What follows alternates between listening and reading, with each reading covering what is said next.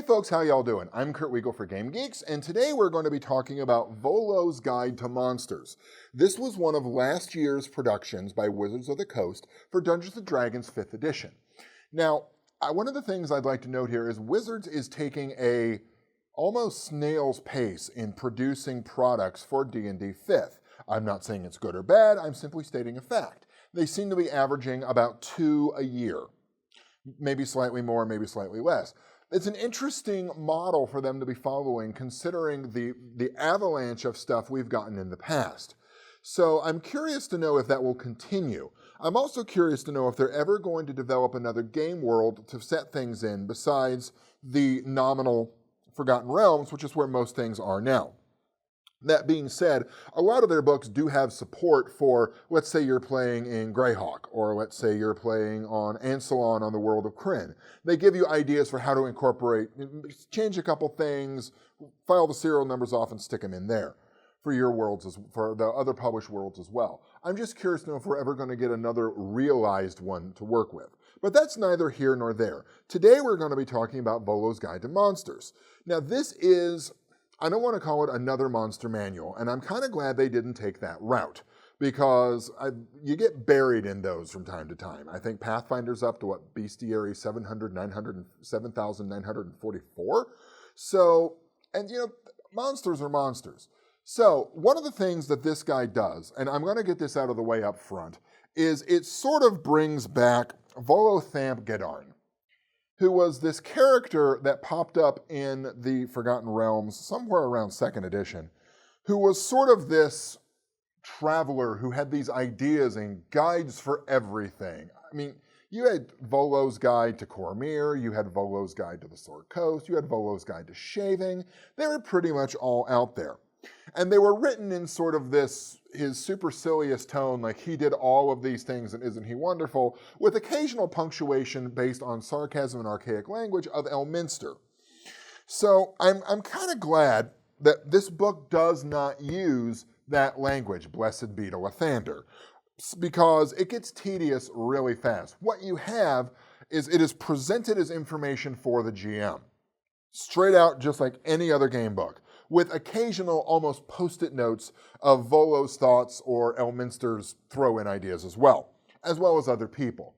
So what this book does is it gives, the first half of the book is really focusing in on 9 specific types of critter or groups of critters. So you get, of those groups of critters, some of them are more commonly encountered. So you have a detailed look at orcs, goblinoids, gnolls, kobolds, and giants.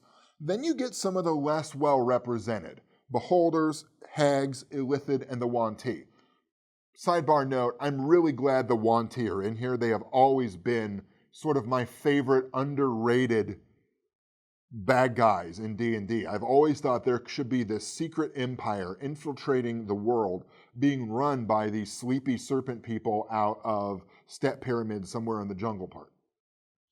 Okay, so with each of these monster types, you get a focus on their behaviors, some of the psychology behind the race, what makes them tick, how do they work as a society if they have a society, how do they work, how do they operate, battle tactics, which some of them are kind of understandable. The orcs, the goblinoids, the kobolds, you sort of get an idea for how to use them in combat.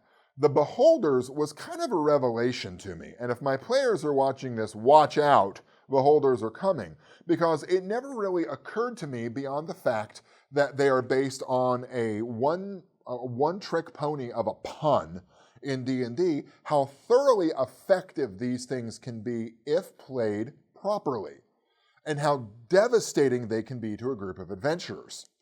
So I really appreciated some of the tactics that were presented in there.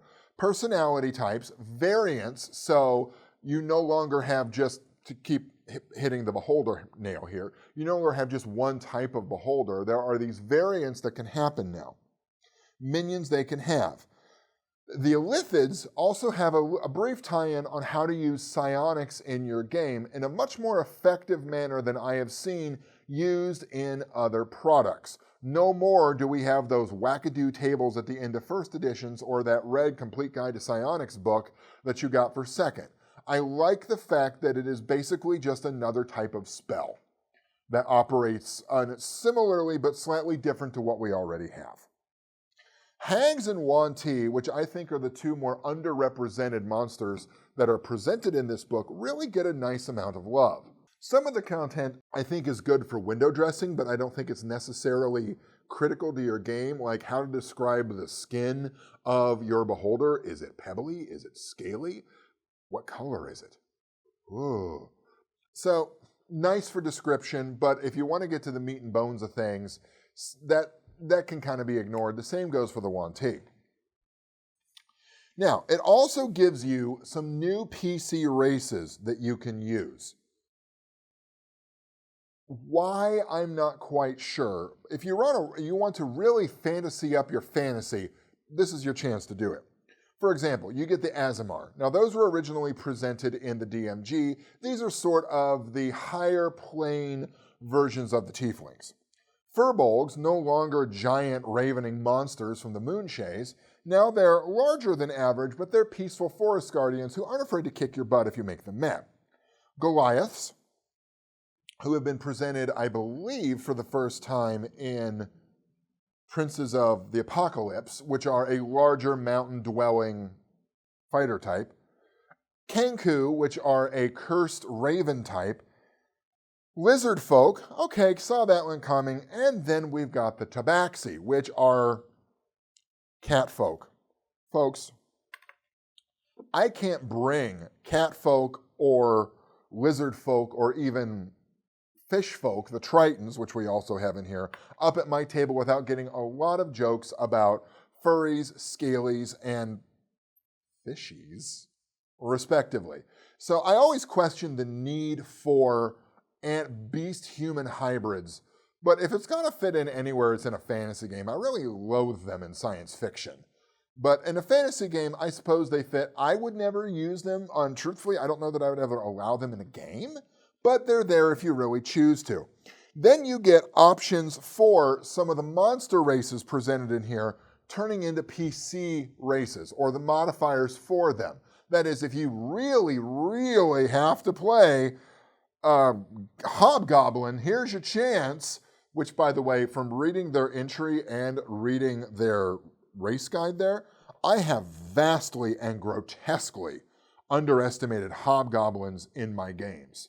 That's going to get fixed soon. They're the evil, Dominion Empire that's going to be coming after my players' worlds in the future.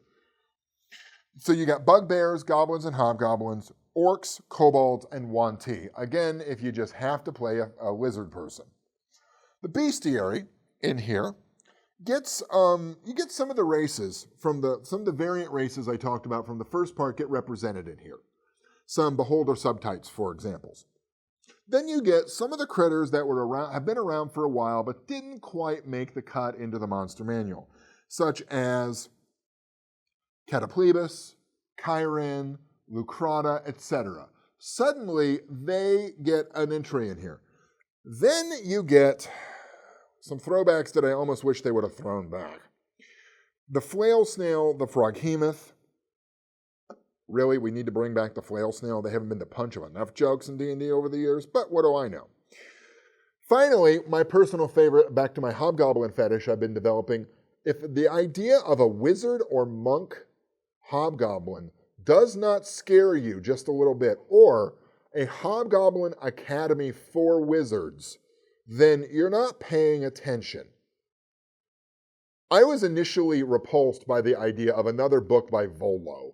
But once I got past my initial misidea of what this book was and realized that, oh, thank the gods, he's not going to be narrating the entire thing, and nor do I have to deal with witty repartee from Elminster, this is a high-quality book.